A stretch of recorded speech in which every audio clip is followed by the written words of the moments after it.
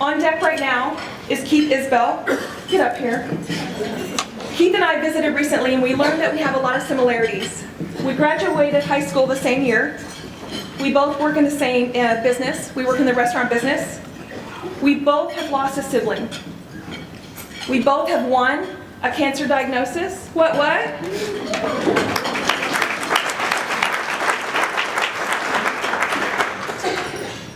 We both love God. We've learned to live our lives in a way in which we want, which leads to our next similarity. We have an affinity for t-shirts. I was supremely happy to learn about this commonality because I really didn't want to be here in a pink dress and Spanx. So thank you, Keith, for that. I hope that none of you are ever diagnosed, but if you do, I hope that you can rock one of these t-shirts. Unlike me, Keith is going to freestyle it. And he's talking way longer than me. You will be moved by his words and his message. You will laugh. You will probably cry. But you will never, ever forget his positivity. It is my sincerest pleasure and honor to introduce my brother from another mother.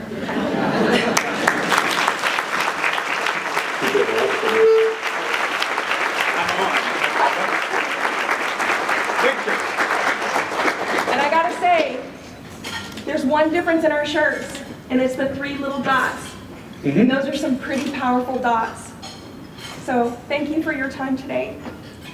Love you. Well done. Love you too.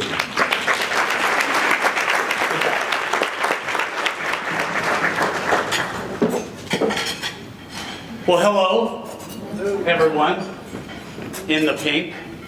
Was that not phenomenal? Really? The amount of courage to stand up here in front of you and to feel like you don't speak publicly and to do it the way that she just did it was authentic and it was real and at times was hard, I think, for all of us, most certainly for her, but courageous, to say the least. So, well done. Okay, yeah, so she came up here with 30 pages. These are my notes. I was at one of my Paneras in Atascocita this morning having a bowl of oatmeal, and I thought, they asked me a year ago to come and speak and to give really my story or my testimony as I see it. And at the point that I was asked, the story was awesome. I was in remission. Hands in the air. What a great story. And I'll say this, the story in itself, which has been an evolution, it's continued to change, is that I haven't known for the past year how things were going to go week to week, or it seems like day to day at times. Both professionally and personally, to say it's been a roller coaster would be an understatement. But before we get into that, first off, how about them Astros?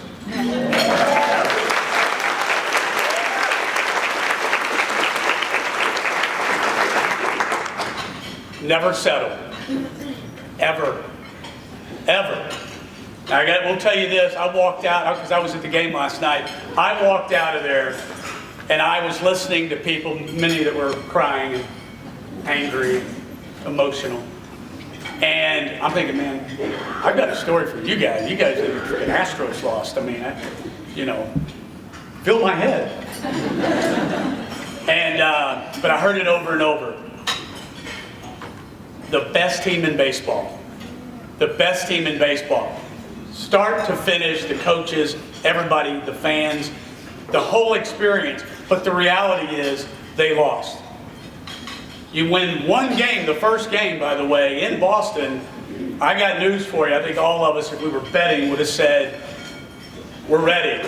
Back to back. Never settle. So I think it came as a big surprise for everybody, including the boys, that were on the field. And I knew that, by the way, as I sat out in right field, really great seats. That's the thing about cancer, man. I will use all of it.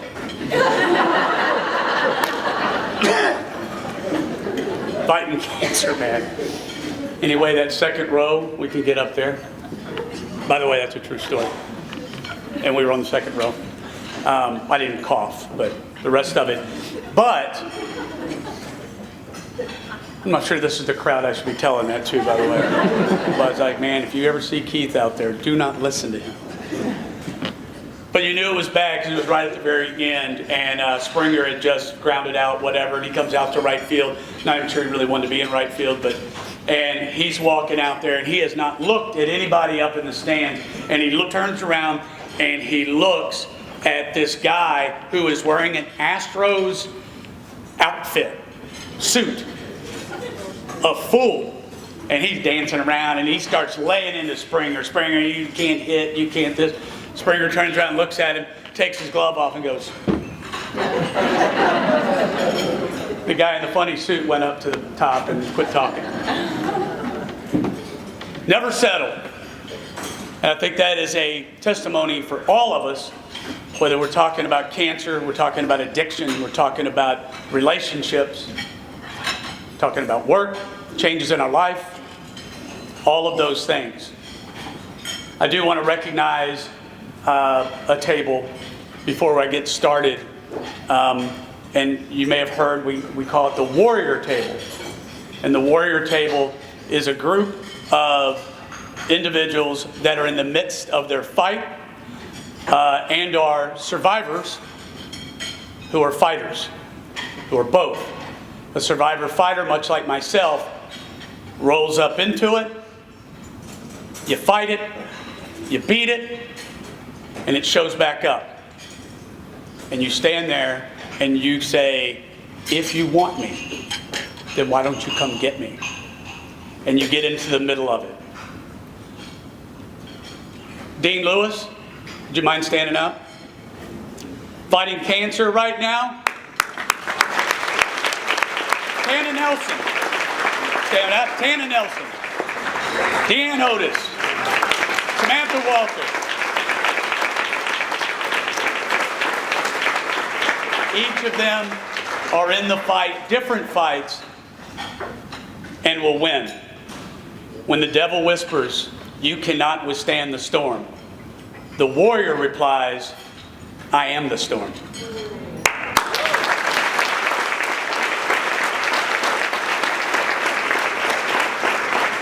So I was given 28 minutes to talk, and normally I don't have any notes.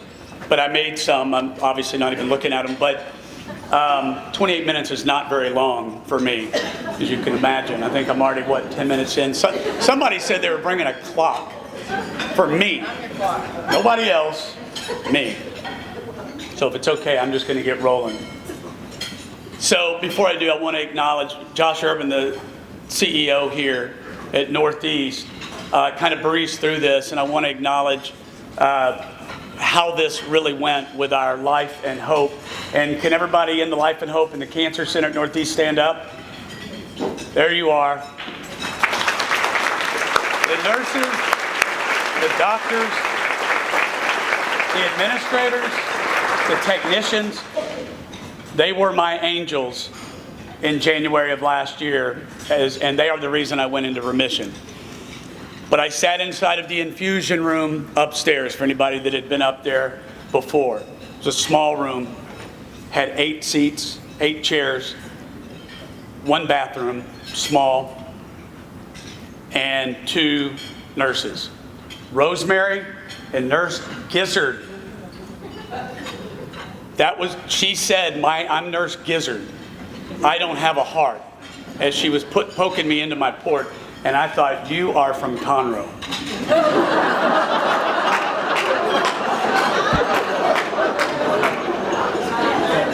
And I can say that because I grew up in Conroe. My dad graduated from Conroe High School. I just threw us under the bus, Dad. Love you, man. privacy was a towel. In this room, there were people dying. In this room, there were people like me that was rah, rah, rah. And the truth of the matter is, none of us wanted to be with the other. That's the truth. We were all sick. We were all fighting the same disease, horrible disease. But as one lady told me one time, as I was rawing it up about how everybody put your hands in the middle and let's go, she told me to shut up. She said, I fought this disease 4 times. She was in her late 70s. She said, the only reason why I'm here is because my husband drove me here. Otherwise, I wouldn't be here.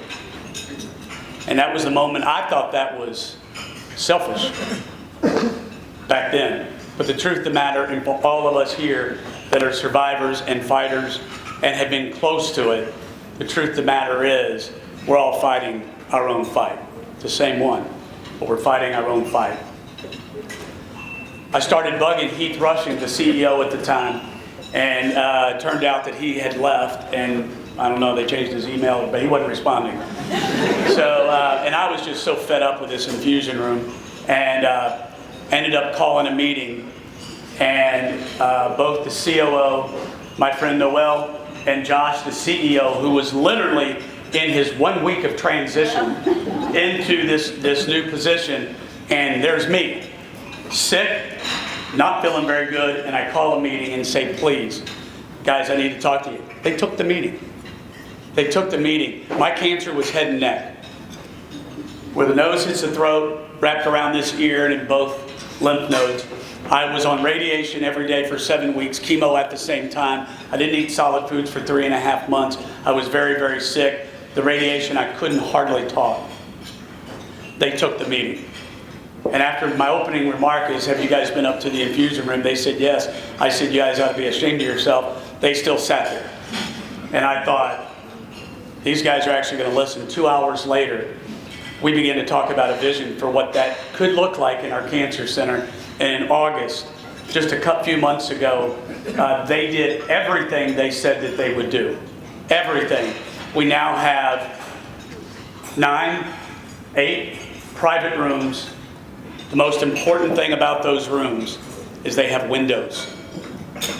Because many of the cancer rooms don't. They have walls. And it's encompassing. And it can be dark. But with a window, just like anything, you can see beyond. And you can feel life. And you certainly can be touched by hope. The name of the suites are the Life and Hope Room. And I want to acknowledge you guys and thank you so much.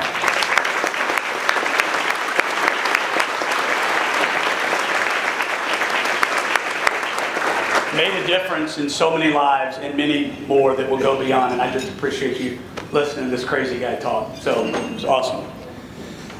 So I figured going through testimony, where do I start? And I just thought, I'm just going to tell you guys a story. I'm going to tell you a true story. It's my story. And I don't want to go too far back. You know, at 15, my mother died of cancer. She was diagnosed with pancreatic cancer. I was 15 years old. She was 43. And it tore our family apart. 6 months from her diagnosis, she was gone. She was 43 years old. 4 kids. And a dad that was not done with his challenges, as he shortly after would, after burying his wife of 20 years, would have to bury his father. And then there were struggles with the business. And the absolute strongest man that I've ever known in my life was broken. And to some degree, I guess we all were. And there was separation.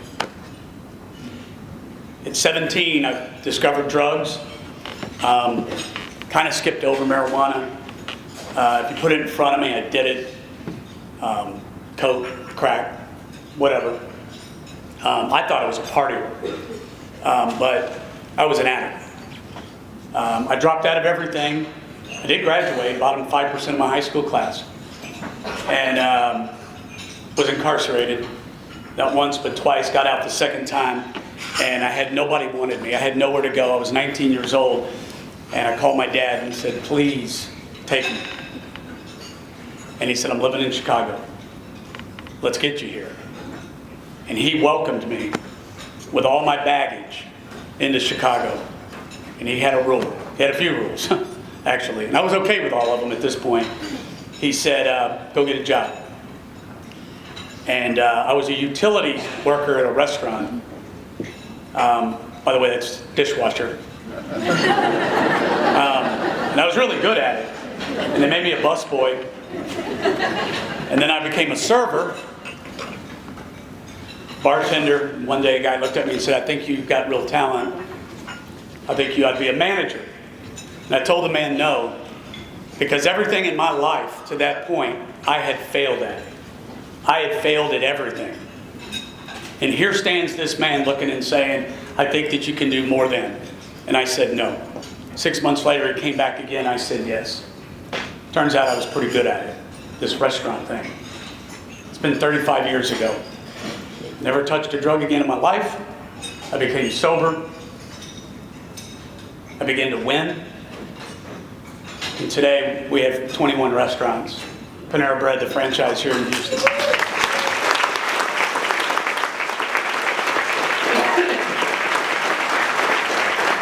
But don't think for a minute I'm not still that addict, that I'm not still that dishwasher. But I am hope, especially for kids that say that they can't do it. I will talk to anybody that will listen to me. And what did I learn in all that is this. I coached baseball, and some of my guys I coached with are over here. Let me tell you, nothing makes me more irritated than to have a coach look at a group of kids and say winning is not everything. You know why they say that, by the way? It's because they lose. Winning is everything. Winning is absolutely everything, and if you can figure that out when you're a kid, it is what will get you through the balance of this life. Winning is everything. You got to win against that test. You got to win against the enemy. You got to win in your faith. You got to win in your marriage. You got to win when the doctor looks at you and says, you've got cancer. Trust me, winning is everything. It's the most important thing. And I learned that sitting in a jail cell. That's where I learned it. I learned that broken in a home that was tore apart because of this horrible disease called cancer. But I learned to win. And that brings me to this. Let me do this first. Who here has had, you have had, or somebody in your family has dealt with stroke? Raise your hand. Keep it up. Okay, cool. How about heart disease?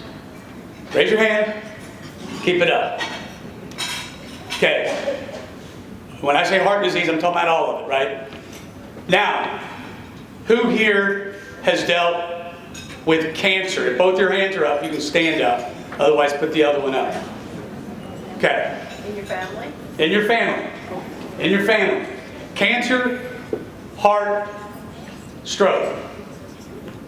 Look around. In 2015, these three diseases killed over 60% of the population. By the way, heart disease being one, thank you. Heart disease being one, stroke being like number 4, cancer being number 2. And here is my story. I went to have my heart checked because my blood pressure had gone through the roof. When I was 46 years old and in better shape than most anybody in this room. Or at least I thought. I went in, I took a stress test, aced it. Aced it. They gave me another test and they said, your heart is great. So I was going to blow off the echo. I knew my wife would be upset with me, so I was working through my excuse on what happened. But I couldn't get over as I was driving on my way to Kingwood Hospital. Sorry guys. Kingwood Hospital. I didn't know. And I'm driving along, and it was terrible, that Kingwood thing. So I'm driving along, And I thought, I'm going to go visit my Kingwood restaurant up at North Park. And I couldn't get over because there was cars that were there, and it left me in the U-turn, a U-turn back into the Kingwood Hospital. And I thought, I don't want to piss my wife off, so I'm going to go ahead and take the echo. And I went in and I did it. That echo would save my life. It was discovered I had a 4.7 centimeter aneurysm sitting on my heart. It's called the Widowmaker. And if it ruptures, as many of us here know, you're dead before you hit the ground. And I thought, you got the wrong guy, man. There's no way that can be me. They said, we're not going to do surgery until it gets to 5 centimeters. It's at 4.7, man. Roll that bad boy up. I mean, what do I got to do to... Check me. Oh my God. But they wouldn't do it, so I'm freaking out. I mean, every time there's like anything, I'm like, I'm dying, you know? This is it. You know, I'm planning my funeral. I'm doing all, I just lost my ever-living mind. And it's March. This was in January of 2016. In March of 2016, I had a stroke. Full-on stroke, ended up down at Memorial Hermann in the med center. Could not talk, could mumble, could talk, couldn't use my hands, full end stuck in the body. And I could hear stuff. But I was stroked out. I'm 47 years old. And I'm thinking, again, they wheel me in. They're like, this guy's having a stroke? I mean, it's not the little skinny version you got here. I mean, I was taking care of myself.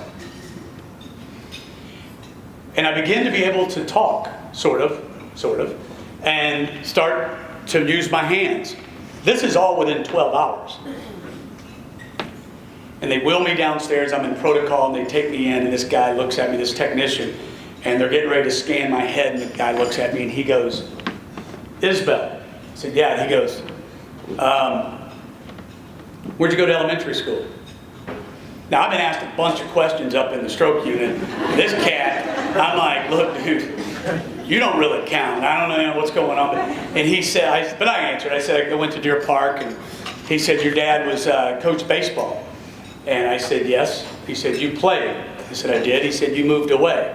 I said, I did. He said, my name was Eddie. We were best friends in 3rd grade. And I remembered him. I cried when we moved away. That's how I remembered him. And he said, you have an aneurysm. I said, I do. And he said, the #1 aneurysm doctor in North America is in this hospital, Dr. Anthony Estrella. And I said, I need to meet him. I got one of those. So he can do it. And so I end up going, and he said, well, I'm just a technician. Nobody knows me, blah, blah, blah. I go up, I look at James, my nurse, I said, James, I got to meet Dr. Estrella. He looks at me and says, Keith, he's a teaching professor and he's authored books. I'm like, I don't give a shit. I am so sick of you guys telling me what this guy done and done. I got one of those. He's the expert at it. Let's roll. They said no. So I called my Westview Panera Bread and I said, I'm on the 7th floor in the stroke unit and it's a long story. I'll explain to you guys later. But I need food for 100 people on the 7th floor. James poked his head in 30 minutes later and he looked at me and went, I got more food than we've got people up in this. There's 40 of you guys and you guys ain't eating. And I got 7 nurses. I said, well, it sounds like to me you need to find a strayer and get it up here and see if he can grab a bite to eat. Just 5 minutes later, and in walks this doctor with all these little doctors.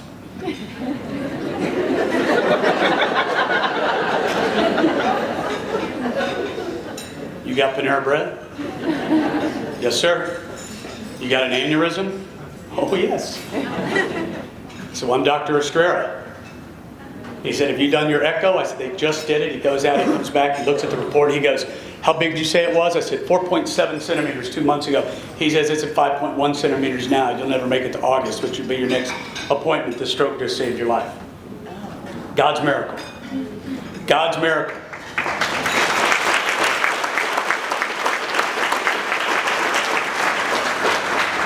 24 hours after that stroke, I walked out of that hospital.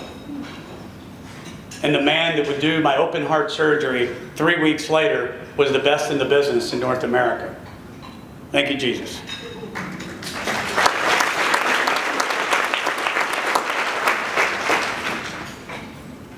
Aneurysm correction, valve replacement, 8 days in the ICU, and all is good. 8 weeks after I had, after open heart surgery, I bench pressed. No, I went to Disney.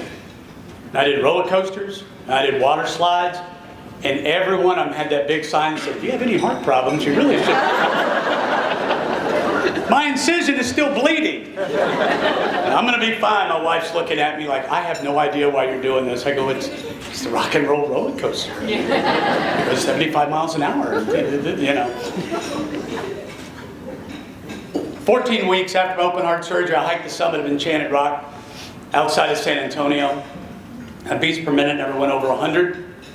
I bench pressed 100 pounds 5 times, thanks to my friend Steve Doxey, who spotted me. Thank you, Steve. Sorry about that. Yes, I know you. He said he did most of the work. It's true. I was blaming everything on my heart, and I'm like, it's my heart. It's not anything. But life is good. And in January of last year, 17, a lump popped up on my neck. Quickly, large, and it was discovered that it was cancer. Stage 4, where the nose hits the throat, wrapped around my ear and in both lymph nodes. And I was terrified. Fear. When my mom died, I found myself chronically scared, fearful of cancer. And with everything, for over 3 decades, I thought cancer was going to kill me. And the day the doctor looked at me and said, "You've got cancer," I thought, the fear is gone. Because now I had it. And what did I learn in that? Something that I talked about earlier is fear is paralyzing. It stops you from your destiny.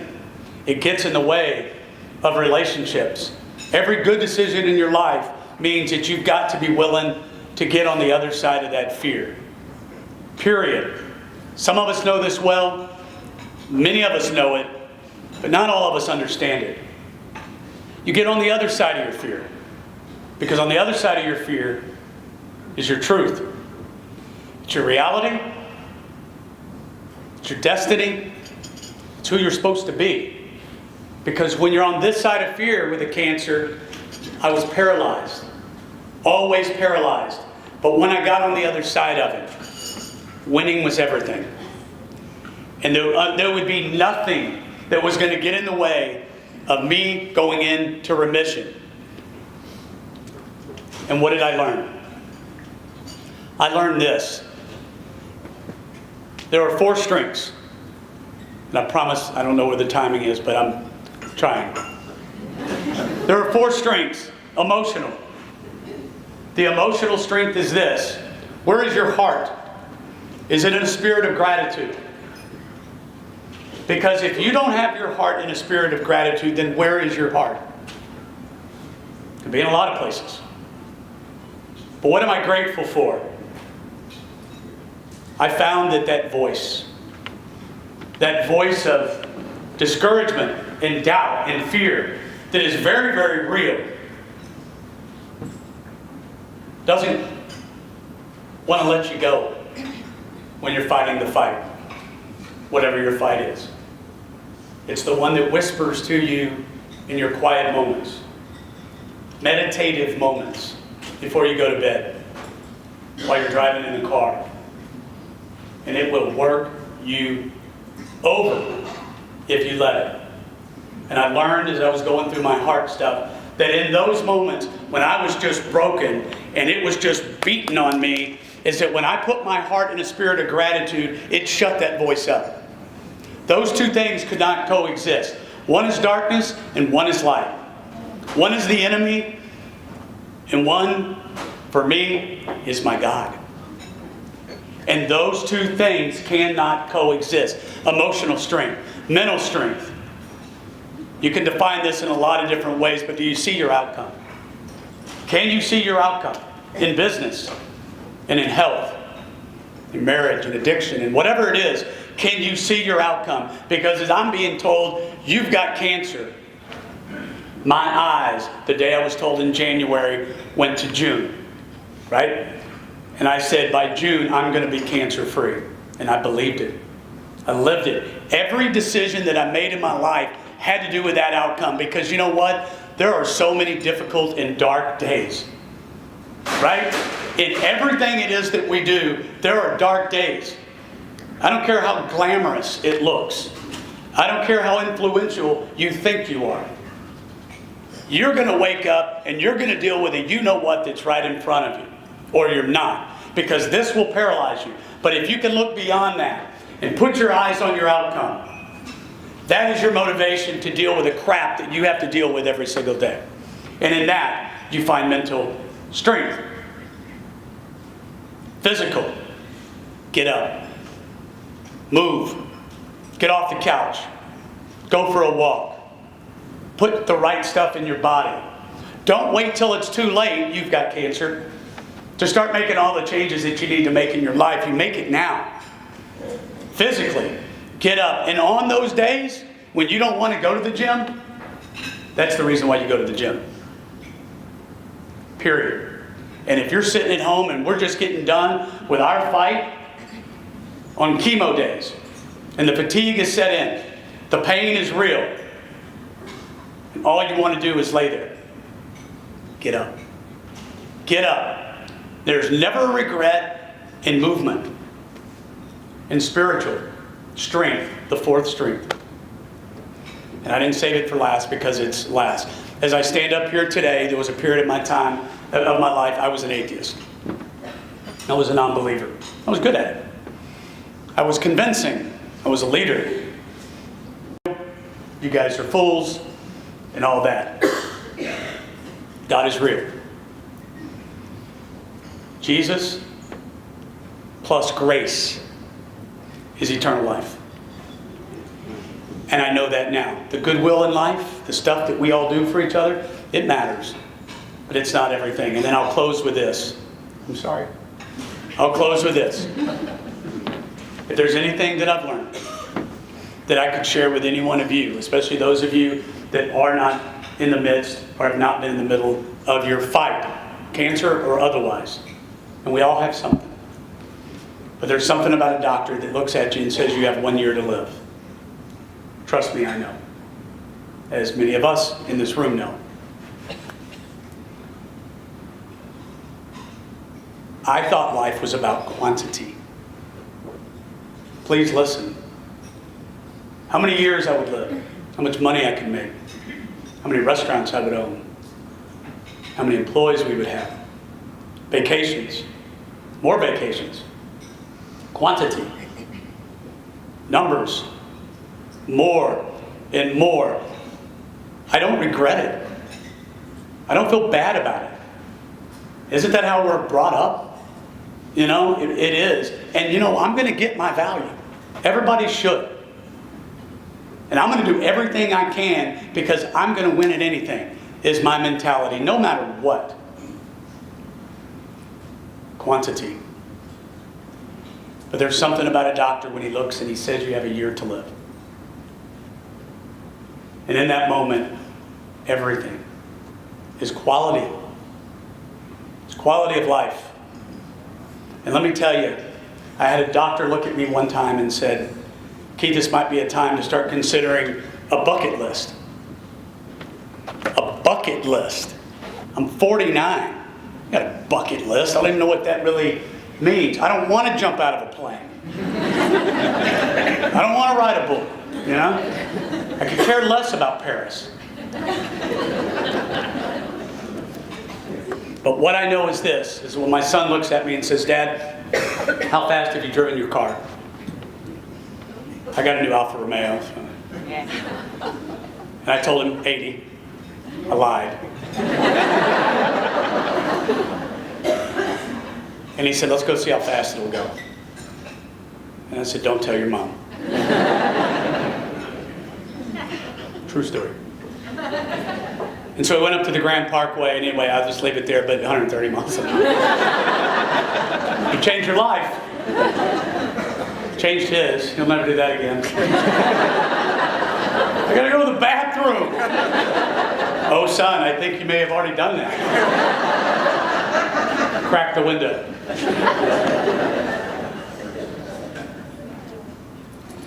So, we talked on the way back. As we pulled into the driveway, we continued to talk. He's 18, he's now a freshman at University of Texas.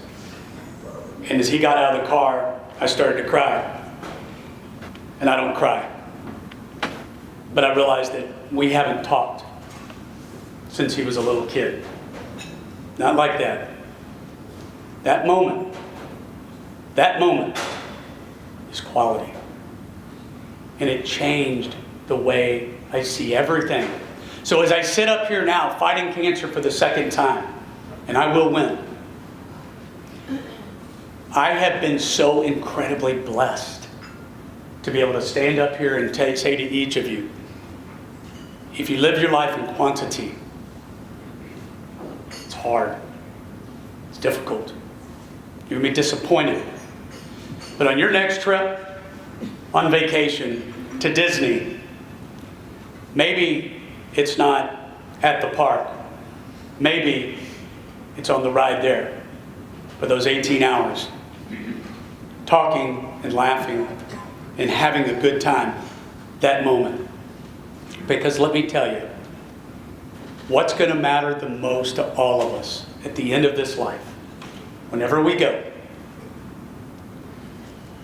it's your family, it's your faith, and it's your legacy. And if you can get your arms around that and take everything else out of the equation, if that's what you do for the balance of this life, it's a good life. 3 things, and I promise I'm done.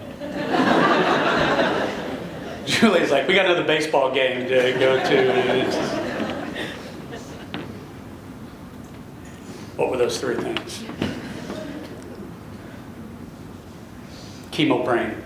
That's what's going on right now. Lost my train of thought. Well, it's going to come to me later. Oh, I know what I was going to say.